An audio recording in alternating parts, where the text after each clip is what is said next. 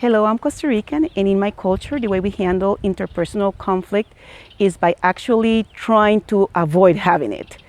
So, in a sense, we have two extremes of handling the conflict. We will have people that will basically kind of burst out, shouting and doing all kinds of things that will do more emotional damage, or we will have people that will just act as if we're all good. We will even say, ¿Cómo estás? Pura vida, which is all full of life when you're really having big conflict with the person. So in a sense, we Costa Ricans avoid conflict, but it's not because we're handling conflict properly. So the best way usually is to have people involved, to make sure you talk about it. One thing that happens a lot in my country is that people will then try to invite someone else, especially amongst Christians. We may invite the pastor to help us mediate. We may invite someone else.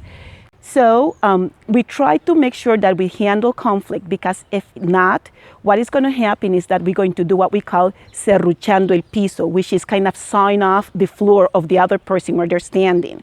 So you want to really address the conflict so that people and relationships are restored, so that true sincerity is happening, so that when people say, ¿Cómo estás? How are you? And you say, pura vida, full of life, is truly that we're together. In Chinese culture, we value harmony a lot. There are proverbs that talks about maintaining harmony by avoiding conflicts. However, there are also sayings that says honest advice are difficult to take, or just as bitter medicine cures sickness, so unpalatable advice benefits conduct. So we are also taught to accept some words that are difficult to hear. Because of the face culture, we do not like confronting people or to be confronted publicly, as it might make people lose face or bring shame. When we confront, it is likely that we will use mitigated words or a tone that is not very firm to save the face of the other person. However, this may be seen as not assertive or confident enough. The confrontation is also more likely to be verbal rather than written or through a formal channel. Sometimes intervention of a third party may be involved if the parties involved find it difficult to communicate.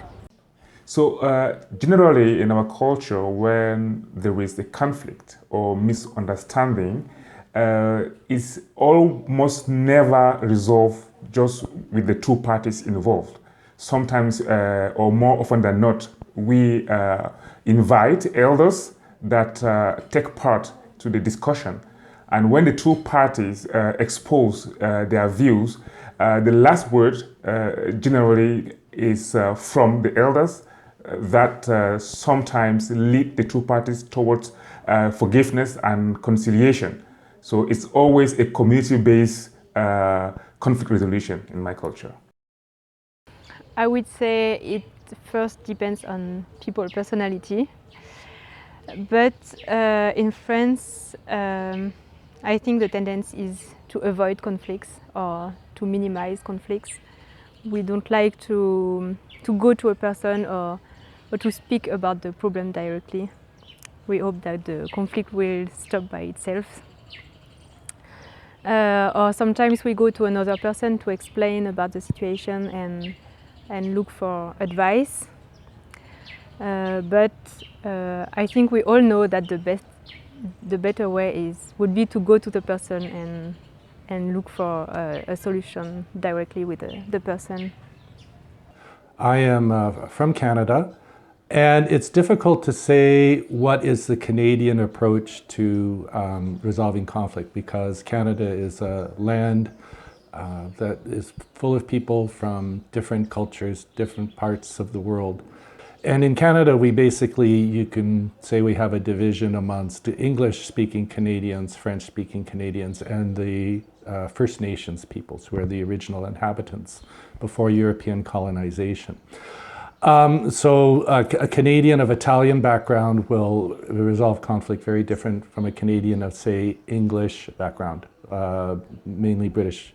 My own experience as an English Canadian with a French Canadian father and an English Canadian mother is that we tend to avoid conflict. We don't like conflict. And a lot of Canadians don't like conflict. We're known as being a polite people, so we really would like to avoid conflict if possible. I would say that for me as an MK or a third culture kid, solving or resolving conflict is something that really varies from person to person that I'm relating to. The number one thing for me is still there are personality differences between people, and I don't tend to resolve conflict with people based on a cultural understanding, but a lot more on the person. What is my relationship to them, and how do I see this person kind of relate to me or others, and try to understand the difference for that specific person. However, there are some cultural differences that I notice. For example, if I have a conflict with some African friends or colleagues, I may be a lot less direct. I'll try to just restore the relationship, maybe invite somebody for a drink or do something kind to restore the relationship without necessarily talking directly about something. And often by doing something like that, these friends or colleagues of mine will actually then, out of their own initiative, also bring up the issue without speaking about it directly, and that often leads to restoration. With people from a more Western culture, it has sometimes been necessary or more helpful to speak about things directly and say, how do you feel about this? I feel like this, and be more technical or analytical about it.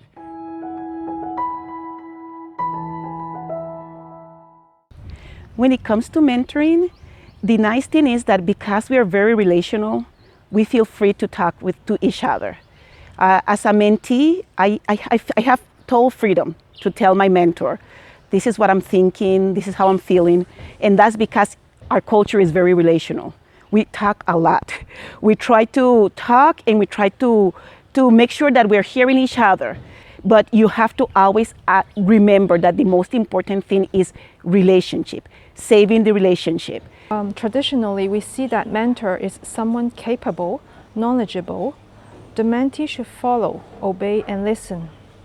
The mentor not only teaches knowledge by words, but also is a model for the mentee. There is a saying that says, once a teacher, for life a father figure. So it is hard for us to imagine a mentor-mentee relationship ends in an agreed time. Because of the emphasis on obedience, conflict arises only when the mentee is not following what the mentor is doing. And the resolution would be the ending of the mentor-mentee relationship on the side of the mentor. However, there are traditional stories in which an official takes courage to give opinions to the king about his rule, and he was exiled after that. So in case of issues that are important, it is encouraged to take courage and to stand firm at all costs. The culture in Hong Kong is also more open to allow people to have their individual opinions and to discuss the differences in a rational manner on equal footing. Still, the conflict is very much preferred to be resolved in a private manner than in public. When there is a problem in a mentoring relationship, in my culture, supervisors and even people from the HR department may be involved in the conflict resolution.